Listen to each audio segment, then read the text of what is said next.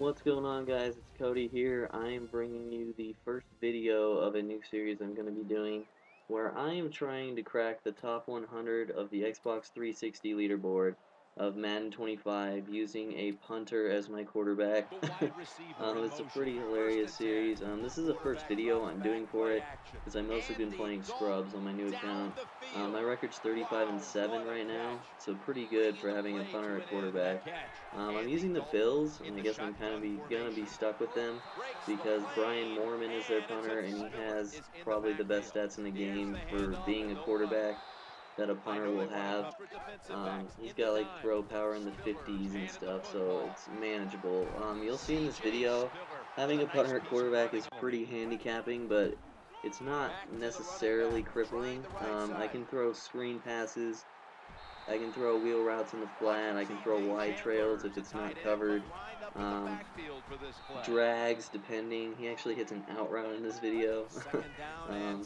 So I'm doing my best. It's really hard though. It's going to be even harder when I get closer to the top 100 and I start getting less skill points for winning and losing more for losing.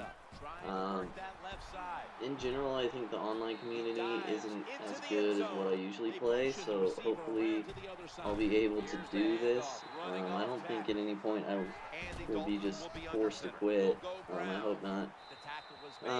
But anyway, I'm doing this. This is the first video because this is a really good gameplay that I recorded. I didn't think this guy was that good. I just played horrible defense the whole game. He ran commit probably more than he should have, and I was able to throw for some yards on him. But anyway, I don't really want to talk about Madden in this video, and if you've been to my channel, you know that I usually don't. I'd rather talk about other things with Madden as like a platform. So what I wanted to talk about in this video was the current state of human progress. I'm talking about like technology and just like discovery mostly over our recent history.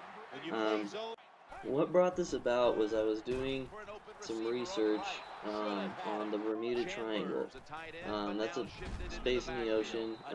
It's very historic and kind of mysterious. If you want to learn more about it, go look it up. But essentially, what the Bermuda Triangle entails in myth is that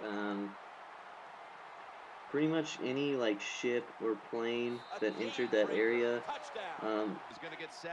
encountered conditions that were unexpected, not normal, and actually that area killed a lot of people.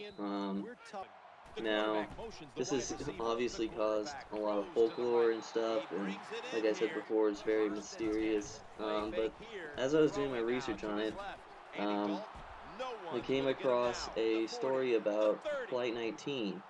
Now, Flight 19 was a group of fighter pilots doing a training mission that were sent east from Florida. And during their training mission, they had a fairly inexperienced leader doing their training mission. And essentially what happened is they got lost, ran out of fuel, and fell into the ocean and were never found. Some of the accounts of that included that some of their compasses went out, so they had no sense of direction while they were above the Bermuda Triangle.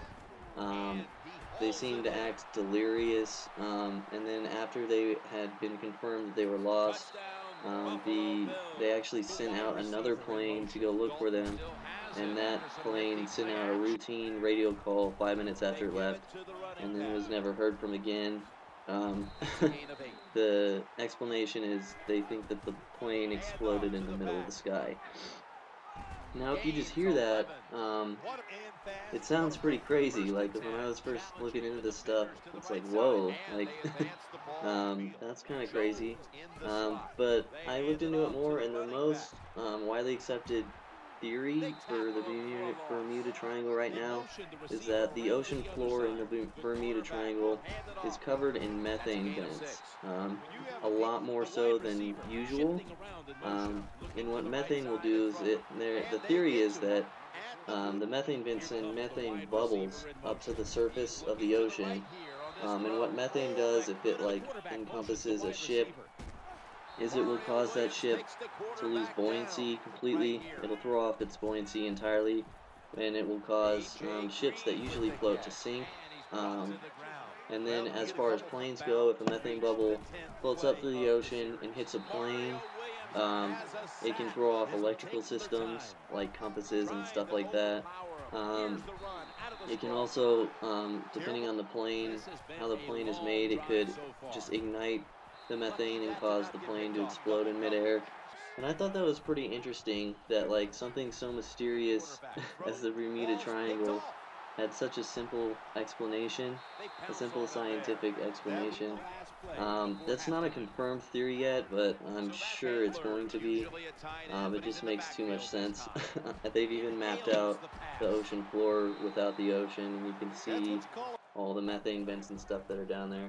Um, so when I found out that something like that had such a simple explanation to it, I started thinking about human progress and what we know as humans and what we don't know as humans. Um, I'm sure you know that the Earth is covered by 70% ocean.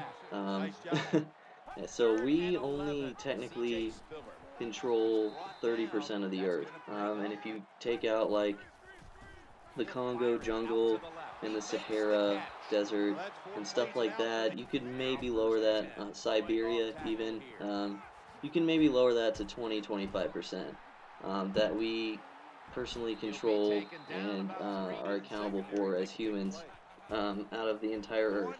And that's just the surface of the Earth. I think humans get a little facetious in that the technological advances they produced have allowed them to take over the earth pretty much, and that none of us really know what happened in evolutionary purposes, but somehow there's a theory about mushrooms with this or something, but somehow along the way our brains grew a lot more than other animals did. And I just took a step back and when the Bermuda Triangle thing, like, all this technology just goes to shit when you hit the Bermuda Triangle and stuff like that. It makes me take a step back as a human. I just think our race is maybe diving into the wrong research and stuff like that. Like, what I'm mainly referring to is like space, like with the moon landings and stuff. That's up for debate if we actually ever went to the moon. I have no opinion on it because I haven't done enough research on it. Uh, but the fact that we're spending so much money in like space advances is kind of concerning to me because, like I said earlier, um, we only control probably 20-25% of the Earth. We know virtually nothing about the ocean. I'd say we've well explored maybe 10% of it, so that gives us 35% of the Earth that has been well explored. And if you think about things like Mariana Trench, um, I just think like I don't. I'm not a scientist, so I'm not trying to like force my opinion or like I don't know what I'm trying to say, but like I don't know how they would go about this. This is just my opinion.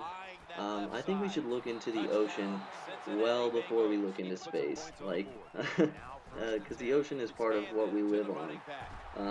I'm not saying we are ever going to live in the ocean, and I don't see why we would.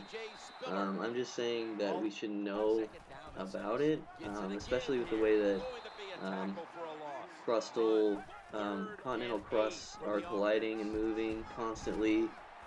There's a good chance in 100, 200, 300 years that our continents will look slightly different, and part of those will be encompassed in water.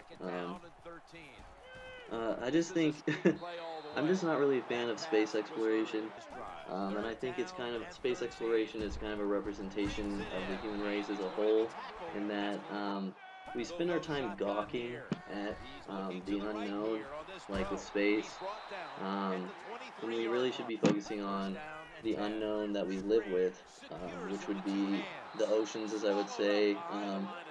You could throw Antarctica into that category. Just stuff like that. And maybe they have. Maybe they've delved into it and the government is hiding it from us because there's some shit we should not know about. But that's just my thoughts on the thing.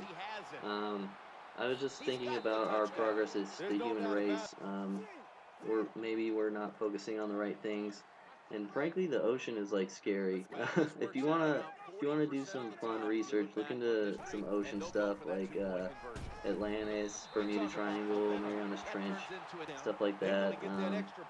But yeah, that just about wraps it up for the video. As you can see, I outsmarted the hell out of him on the 2-point conversion. Uh, if you enjoyed this, I usually talk about random stuff in my videos. If you like this, like the video, subscribe. I got more coming. Hopefully I can get to the top 100 doing this, which would be a lot of fun. Thanks guys, later.